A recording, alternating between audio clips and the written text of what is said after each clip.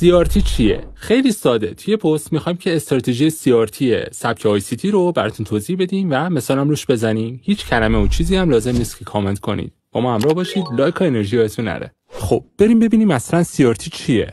کلمه CRT مخفف تئوری رنج کندلی میشه و نحوه کارش هم به این صورته. اگه کندل بیاد سقف کندل قبلی رو پاکسازی کنه و بعدم بتونه پایین اون کلوز بگیره، اون موقع احتمال زیادی که قیمت بخواد به سمت کف‌ها حرکت کنه. از طرف دیگه اگه کف کندل رو پاکسازی کنه و بتونه بالاتر از اون کف کلوز بگیره، احتمال زیادی وجود داره که بخواد سقف‌ها رو تارگت قرار بده. حالا با توجه به این موضوع میریم به تایم فرم‌های پایین‌تر و اونجا به دنبال فرصت برای گرفتن این حرکت میگردیم. خب بریم یه مثال بررسی کنیم. روی تایم فرم 4 ساعته هستیم و البته به یه پوینت آف اینترست هم رسیدیم که داخل کپشن برای توضیحش دادم. حالا کندل بعدی سقف این کندل رو زده و برگشته و پایین اون کلوز گرفته. حالا میتونیم انتظار داشته باشیم که کندل بعدی بخواد به سمت پایین حرکت بگیره. میریم به تایم فرم پایینتر، یعنی 15 دقیقه‌ای. اگه دقت کنید اینجا یه میتیگیشن بلاک و یه FVG شکل گرفته که میتونیم از طریق همین FVG وارد بشیم. استاپ رو هم بالای سوینگ های قرار میدیم. مشاهده میکنید که قیمت پایین رفته و به اون کف ها رسیدیم.